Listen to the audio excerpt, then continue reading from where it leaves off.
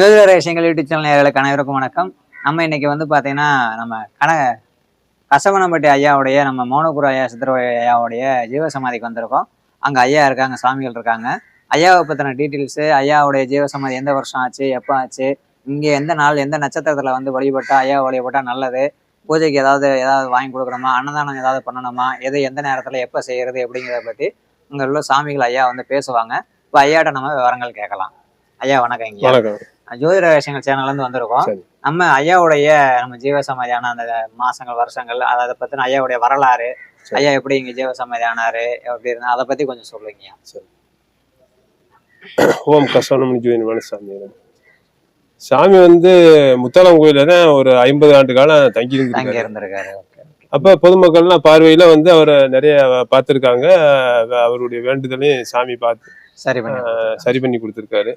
அப்படி இருக்கையில காலப்போக்கில் ஒரு நாள் வந்து திருச்செந்தூருக்கு போயிட்டு வர்றேன்னு சாமி சொல்லியிருக்காரு. அப்போ அது ஒரு வார காலத்துல சாமி வந்து அங்க சமாதி ஆயிடுறாரு, ஜீவசமாதி ஆயிடுறாரு முத்தாலம் கோயில். அப்ப இந்த இடத்துல வந்து ஒரு டிச்சு கிடங்கு மாதிரி இடம் தான். ஆமா. அப்ப அந்த இடத்துல வந்து சாமி வந்து அந்த கருவ மரத்துக்குள்ள நுழைஞ்சிட்டு வந்து ஒரு பாறை கிடக்கும், சின்ன பாறை. அதுல வந்து சாமி இங்கே உட்கார்ந்த உடனே இந்த இடத்த வந்து தேர்வு பண்றாங்க. அப்ப அந்த மாதிரி தேர்வு பண்ணையில ஊர் பொதுமக்கள்லாம் கூடி பேசி அந்த குப்பை கடங்குல அந்த இடத்த தேர்வு பண்ணி இந்த சமாதி அமைக்கிறதுக்கு ஏற்படுவாங்க. ஆமா, அது வரைக்கும் அந்த முத்தாலம் கோயில இருந்து அப்புறம் மறுபடியும் சாமியை கொண்டு வந்து அப்புறம் பத்மாசனத்துல அமர்த்தி பார்த்திருக்கா. நெத்தில சூடு இருந்திருக்கு, நாடி துடிச்சு இருந்திருக்கு, சரசலை வச்சு பார்த்திருக்காங்க. சரசெல்லாம் வந்து அப்படியே சூடாவே இருந்திருக்கு. கருடன் எங்கன வந்து 3 ரவுண்ட் அடிச்சிருக்கு. மழை வந்து இந்த ஊருக்குள்ள மட்டும் பேஞ்சிருக்கு. இப்படி பல அதிசயங்கள் நடந்திருக்கு. கொஞ்ச நேரத்தையும் வெயில் அடிச்சிருக்கு. இந்த மாதிரி பல அதிசயங்கள்லாம் நடந்திருக்கு. பொதுவா வந்து சாமியை பத்தி மகிமைன்னு சொன்னா 1-2ன்னா ஏதோ சொல்லலாம். இது வந்து கணக்கு வழக்கு லட்சக்கணக்குல இருக்கு. தினம் ஒரு அதிசயம் தான். இப்போ ஒரு 10 பேர் பக்தர் வரான்னு வைங்க, அது சராசரி வந்து எப்படி பார்த்தாலும் ஒரு 6 பேர் 6 விழுக்காடு எப்படியும் அவங்க சரியா அவங்க வந்து நடந்துரும். அப்படிங்கிற நாளுக்கு நாள் எத்தனை பேர் வந்துட்டு போறா அவங்க எல்லாமே சரியாயிரும். எந்த நட்சத்திர நாள்லங்க ஐயாவுடைய இங்க வந்து 3 நட்சத்திரம். ஒவ்வொரு 3 நட்சத்திரத்துல சாமி வந்து அடங்கினது வந்து 3 நட்சத்திரம். 3 நட்சத்திரத்துல ஜீவசமாதி ஆயிருக்காரு.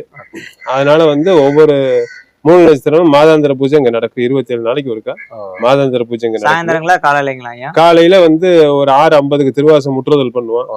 அப்ப அடியார்கள்லாம் வந்து திருவாசம் படிப்பாங்க. படிச்சுட்டு 12:30 போல இங்க வந்து ஜோதி தரிசனம் பண்ணுவோம். அப்ப உள்ளுக்கு வந்து சாமிக்கு பூஜை நடக்கும். அபிஷேக ஆராதனை மகாதீபம் எல்லாம் காட்டி முடிச்சோடனே இங்க வந்து பிரகாரத்துல வந்து மகேஸ்வர பூஜை நடக்கும். சாதுகளுக்கு அன்னதானம், அன்னம்பாளிப்பு நடக்கும். கிட்டத்தட்ட எப்படி பார்த்தாலும் சராசரி காலையில ஒரு 7 மணில இருந்து 3 மணி வரைக்கும் அந்த அன்னதானம் ரொம்ப வெகு சிறப்பா நடக்கும். ஆயிரக்கணக்கில் வந்து கலந்துக்கிறோம். ஐயாவுக்கு சிறப்பா படைச்சு வழிபடுறதுங்கிறது என்னங்க? சாமிக்கு வந்து பெரும்பகுதி வந்து சிகரெட்டு டீ தான். அது சிகரெட்டு டீ வந்து எல்லாத்துக்கும் சாமி வாங்க மாட்டார். அவங்க வந்து கர்ம வினப்படி தானே. அவர் வாங்கிட்டாருன்னா அருப்பாவுல ஜீவசாட்சியாய் விளங்கும் சகச வாழ்வுங்கிறாரு சாமி பெருமானார். வந்து ஜீவசாட்சியாய் விளங்கும் சகச வாழ்வுங்கிறாரு. அப்போ வந்து கர்ம வினைகளை பத்தி மகான்களுக்கு தான் தெரியும், முக்காலத்தை உணர்றவங்களுக்கு தான் தெரியும். அப்படிங்கிற வந்து அவனுடைய கர்மம் எப்படி இருக்கு அதுக்கேற்ற மாதிரிதான் சாமி செய்வாரு. இப்ப சாமி வந்து சாட்சி தானே. வரக்கூடிய பக்தர்கள் இப்ப அதனால வந்து அவன் வந்து நல்ல மனுஷன், நல்ல பிரகாசமான ஆன்மான டக்குன்னு ஓடி போய் கூட அந்த டீயை பிடிங்கி குடிச்சுக்கிறாரு. இப்ப எங்க ஊர்ல குறிப்பா சொல்லணும்னா, எங்க ஊர் நமக்கு நத்தத்து பக்கத்துல குட்டூர். அந்த ஊர்ல ராஜசேகரன் ஒரு ஆசிரியர். அவர் வந்து இன்னைக்கு வரைக்கும் கொஞ்சம் நாத்தியம் பேசுவாரு. ஆனா அவர் கன்னிவாடியில சம்பந்தம் பண்ணிருக்காரு. அவரு வந்து இங்க எல்லாரும் பாக்குறாருன்னு சொல்லி இந்த அம்மனக்குடி சாமியை பாக்கலாம் அப்படின்னு சொல்லி அவரு ஏடாசியா வந்து பாத்துருக்காரு. டீ எல்லாரும் வாங்குற மாதிரி அவரும் ஒரு டீயை வாங்கிட்டு வந்திருக்காரு, விளையாட்டு பிள்ளை மாதிரி. அப்ப டக்குன்னு என்ன பண்றாரு, ஓடி போய் அந்த டீயை மட்டும் வாங்கிட்டாரு. இப்ப அதுக்கு முன்னாடி நம்ம பக்கத்து தோட்டம் அவர் வந்து அவங்க அக்கா வீட்டுல குடியிருந்தாரு. அப்ப நம்மளால பேசுவார், டெய்லி மாப்பிளம் பாரு. அப்ப பேசையில அவரு டக்குன்னு நான் கொண்டு வச்சுக்கிறது அந்த அம்மனக்குடி சாமியார் வந்து ஏன் டீயை மட்டும் புடிங்க குடிச்சாரு. அப்ப அதுக்கு முன்னாடி அவருக்கு என்ன அதிசயங்கள் நடக்குன்னு பக்கத்து தோட்டம்ல என்ன தெரியுமில்ல. அப்ப அதுக்கு முன்னாடி அவர் ஆசிரியர் ஆகி பையங்க 3 பேரை படிக்க வச்சு நல்ல வேலையில நத்தத்துல எல்லாம் நல்ல வீடுகள் வாங்கி நல்ல செல்வாக்கு. நம்ம ஏழ்மையா இருந்ததுதானே. அதான் அந்த டீ வாங்கின அப்ப ஐயா வந்து யாருக்கு ஒரு அருள் பாய்க்கணுமோ அவங்களுக்கு அவருடைய ஆசி யாரு கிடைக்குதோ அவங்க நல்ல நிலைமைக்கு வர்றாங்க. இதுதான் அப்படின்னு ஐயாவுடைய புகழ் சொல்றதுக்கு இல்ல, நிறைய நிறைய இருக்கு, லட்சக்கணக்குல இருக்கு, 1 2 இல்ல. ஆமா, இங்க வந்து பொதுவா வந்து இந்த மண்ணுல மிதிக்கணும்னாலே ஒரு குடுப்பனை வேணும். அது போல பௌர்ணமி பூஜை, சிறப்பு பூஜை, ஆமா, பிரதோஷம், பௌர்ணமி, மூலநட்சத்திரம், கார்த்திகை, அமாவாசை, குருவாரம், வியாழக்கிழமை சந்தன காப்பு சாத்துவோம் சாமிக்கு. ஒவ்வொரு வியாழக்கிழமையும் சந்தன காப்பு ரொம்ப சிறப்பா செய்வோம். கூட்டம் வியாழக்கிழமை கூட்டம் வரும். எல்லா நாளுமே அன்னதானம், எல்லா நாளும் வந்து தினசரி அன்னதானம் இருக்கு.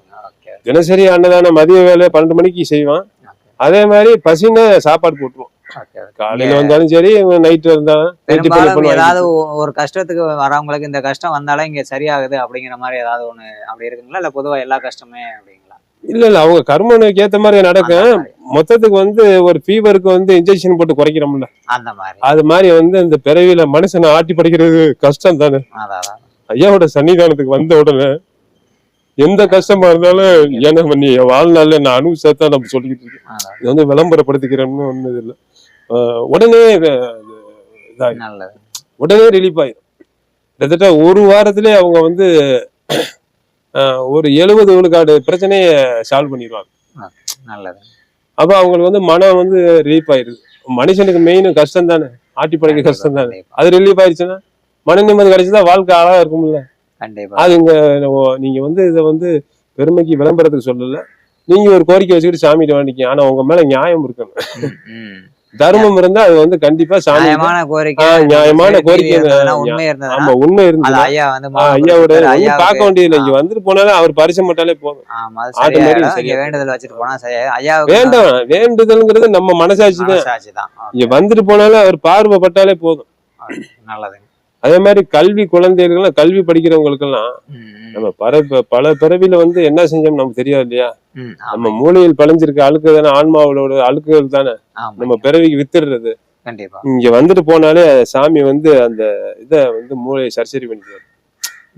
அப்ப வந்து படிப்பு தானா வந்து மக்கு குழந்தையா இருந்தாலும் படிப்பு வந்து தானா சரளமா படிப்பு வந்துடும். இது வந்து மெயின் நம்பர் 1 வந்து குழந்தைகளுக்கு வந்து கல்விக்கு வந்து முதலிடம் சாமி. இது வந்து சாட்சியமான உண்மை. நீங்க வந்து பரிசீலனை பண்ணிப்பாங்க, நல்ல படிப்பே வரணும் வைங்க, இங்க கூட்டிட்டு வாங்க, சரியா வந்துடும்.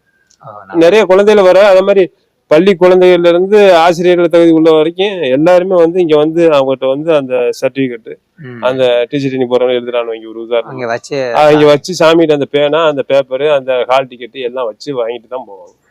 எங்க பையனுக்கு முத கொண்டு நான் அந்த மாதிரி தான் சாமிகிட்ட காமிச்சிட்டு இப்ப நல்ல ரேஞ்சில இருக்காங்க. நல்லதுங்க, நல்லது, சிறப்புங்க. ஐயாவுடைய இது வந்து பாத்தீங்கன்னா சொல்லிட்டே போலாம். ஆமா, வில்வ மரம் சிறப்புன்னு நம்ம ஐயாவுடைய சன்னதியில இருக்கீங்களா, இதை பத்தி கொஞ்சம் சொல்லுங்க. இது வந்து தலைவிரிச்சம், சாமிக்கு வந்து தலைவிரிச்சம், வில்வ மரமும் வன்னி மரமும் தலைவிரிச்சம் இருக்கு. வரையில பிரார வரையில அந்த மரத்தை சுத்தி வர்றது நல்லதுங்க. பொதுவா வந்து வில்வ மரம்ங்கிறது வந்து எல்லாம் ஆண்டுதோறும் காய்க்காதுங்க, காய்க்கும் ஒரு அளவுக்கு தான் மீடியமா இருக்கு. ஆனா நம்ம வில்வ மரம் வந்து ஆண்டுதோறும் காய் இருக்கும். எல்லா நாட்களையும் காய் வந்து நிறைவாவே இருந்துகிட்டே இருக்கும். அது பழம் பழுத்து விழுந்துகிட்டே இருக்கும், காய் காய்ச்சிக்கிட்டே இருக்கும். நல்லதுங்க, சிறப்புங்க. ஓகேங்க. விளக்கு பூஜை இங்க ஏதாவது நடக்குது? இங்க விளக்கு பூஜை வந்து மார்கழி மாசம் 29 நாளைக்கு விளக்கு பூஜை. அதிகாலை வந்து 4:50க்கு 5:50க்கு 4:50க்கு ஆரம்பிச்சு, சரிங்க, 5:50க்கு தீபம் காட்டுவோம் காலையில.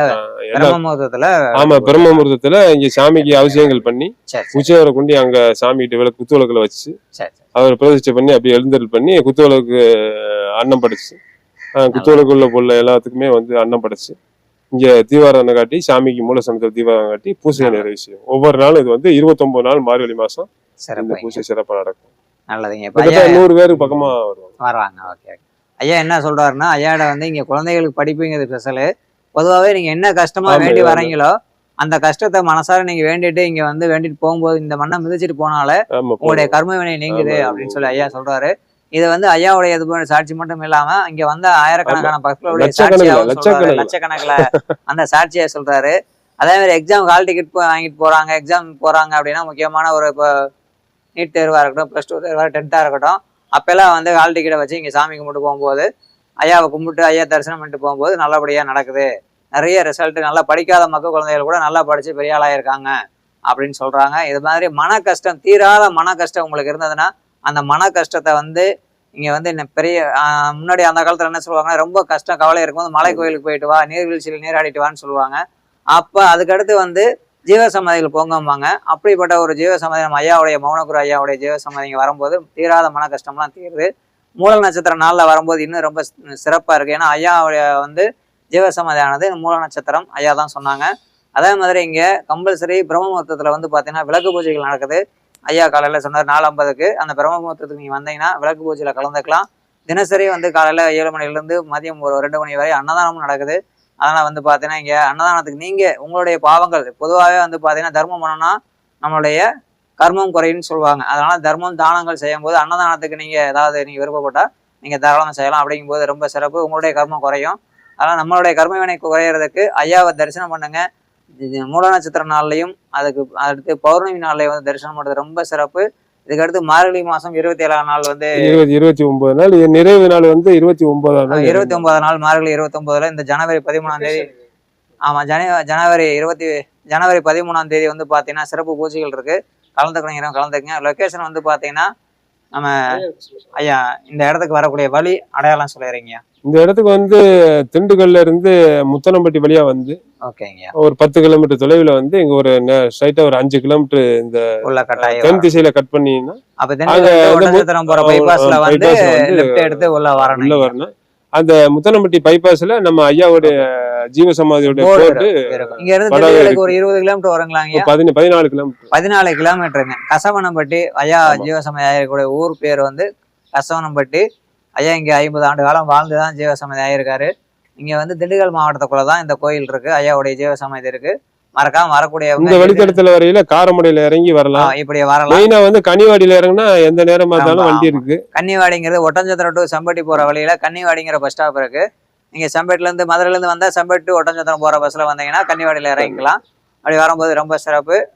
இது வந்து ரொம்ப ஈஸியா இருக்கும். பொதுவா கார்ல பைக்ல வரவங்க நீங்க திண்டுக்கல் ரோட்ல பைபாஸ்ல வர்றது ரொம்ப ஈஸியா இருக்கும். முத்தனம்பட்டி பிரிவுல இருந்து வந்துருங்க. கசமனம்பட்டி அப்படிங்கிற ஊர் தான் நம்ம ஐயாவுடைய நம்ம ஸ்ரீ ஜோதி மௌன நிர்வாண சுவாமிகள் சித்தர் ஐயாவுடைய ஜீவசமாதி இங்க இருக்கு. மறக்காம ஒரு முறையாவது வருடத்தில் ஒரு முறையாவது ஆமாங்க வருடத்துல ஒரு முறையாவது வந்து போக வேண்டிய இடம். அல்லது உங்களுடைய ஆயுள் காலத்துல ஒரு முறையாவது நீங்க பார்த்துட்டு இருக்குங்க வந்து போங்க. உங்களுடைய பாவங்கள் போகும். ஜோதிட ரீதியா அப்படின்னா ஐயாவுடைய ஜீவசமாதி மூல நட்சத்திரம்னு சொல்லிட்டோம். அப்போ மூல நட்சத்திரத்துக்கு வந்து பாத்தீங்கன்னா தனதாரை நட்சத்திரம் அப்படின்னு சொன்னா பெரும்பாலும் வந்து கேட்டை நட்சத்திரத்துக்கு விருச்சிக ராசி கேட்டை நட்சத்திரத்துக்கு 2வது நட்சத்திரமா மூல நட்சத்திரம் வரும். அதனால அந்த மூல நட்சத்திரம் அப்படிங்கிறதுனால கம்பல்சரி வருமானமே இல்லை, எனக்கு கையில நிறைய வருது ஆனா செலவாயிடுது அப்படிங்கிற கேட்டை நட்சத்திரக்காரங்க வாங்க, உங்களுக்கு ரொம்ப சிறப்பா இருக்கும். பொதுவா மூல நட்சத்திரம் வந்து நெருப்பு ராசியில வர்றதுனால நெருப்பால் கண்டம் நெருப்பால் பயம் இருக்கிறவங்க வாங்க, உங்களுடைய அந்த பயம் நீங்கும். அதே மாதிரி வந்து பாத்தீங்கன்னா தனுசு ராசி குறிப்பா வந்து பாத்தீங்கன்னா நம்ம நெருப்பால தான் வந்து கர்ம வினையை எரிக்க முடியும்னு சொல்லுவாங்க. ஏன் இப்ப திருவண்ணாமலை தெய்வம் ஜோதி பார்க்க சொல்றாங்க அப்படின்னா பெரும்பாலும் வந்து நம்மளுடைய பாவத்தை கர்ம வினையை வந்து இப்ப வாசி யோகத்துல சொல்லுவாங்க, என்ன சொல்லுவாங்கன்னா தவத்தால நான் அதை எரிச்சிட்டேன் அப்படின்னு சொல்லுவாங்க. ஏன்னா வேற எதுலையும் கர்ம வினையை அழிக்க முடியாது. இப்ப தோஷம் கழிக்கிறது இந்த மாதிரிலாம் இருக்குது அப்படின்னா அதை வந்து நம்ம கழிச்சு ஒரு ஆத்துல விடுறது வேற, அதை நாமளே தவநிலையில இருந்து எரிக்கிறது வேற. அப்படி எரிக்கக்கூடிய அந்த நெருப்பு சக்தி தான் நம்ம திருவண்ணாமலை சொல்லுவோம். அது மாதிரி வந்து நெருப்பு ராசியில உள்ள மூல நட்சத்திரம்ங்கிறது கேதுவுடைய நட்சத்திரம்னு சொல்லுவோம், ஆன்மா நட்சத்திரம்னு சொல்லுவாங்க. அந்த உள்வுணர்வு எல்லாமே மூல நட்சத்திரம் சொல்லுவோம். அந்த மூல நட்சத்திர நாள்ல ஐயா ஜீவசமாதி ஆயிருக்கதே வந்து பாத்தீங்கன்னா நிறைய மக்களுக்கு நிறைய நல்லது நடக்கணும், அவங்களுடைய கர்ம வினை அழியணும், கர்ம வினைகள் உள்ள கெடுதல்கள் அவங்களுக்கு நடக்கக்கூடிய பாதிப்புகள் நீங்க நல்லபடியா இருக்கணுங்கிறதுக்காக தான் ஐயா அந்த நாள்ல ஆயிருக்காங்க. அந்த நாள் ஆனதுனால நீங்க இந்த நாள் வர்றது ரொம்ப சிறப்பு. இந்த ஊரே நல்ல செழிப்பா இருக்கு. சுற்று வட்டாரம் பார்த்தீங்கன்னா அப்படி தெரியும், பசுமையா இருக்கும். இங்க வந்து நீங்க போனீங்கன்னா கம்பல்சரி உங்களுடைய பாவம் போக்கும், உங்களுடைய வராத பணங்கள் வரும். உங்களுக்கு வந்து பாத்தீங்கன்னா நிறைய கஷ்டங்கள் படிப்புகள் தடை இருந்த அந்த தடைகள்லாம் விலகும். கணவன் மனைவி பிரச்சனையும், ஏன்னா மூல நட்சத்திரத்துக்கு வந்து பாத்தீங்கன்னா சர்ப்பம் சொல்லுவாங்க. சர்ப்பம் சேரும் இடம்னு சொல்லுவோம். கேட்டை மூலத்துக்கும் இடைப்பட்ட பகுதி சேரும் இடம்னு சொல்லுவோம். 9ஆம் பாவங்கிறது புகழ், குலதெய்வ அருள் அப்படிம்போம். தெய்வ அருள் இல்லாதவங்க கூட எனக்கு குலதெய்வம் பேசலைங்கிறவங்க கூட மனசார ஐயாட வந்து ஒரு வேண்டுதல் வச்சிருப்பாங்க. உங்களுடைய அனைத்து பிரச்சனைகளையும் தீர்க்கிறதுக்கு ஐயா தயாரா இருக்காரு. ஐயா கம்பல்சரி தீர்த்து கொடுப்பாரு. நீங்க மனசுல ஐயாவை நினைச்சா மட்டும் போதும். எங்களை பார்த்திருக்க நேயர்கள் ஒரு முறையாவது தரிசனம் பண்ணுங்க. சிறப்பு. ஐயாவுக்கு ரொம்ப நன்றிங்க. ரொம்ப சிறப்பு.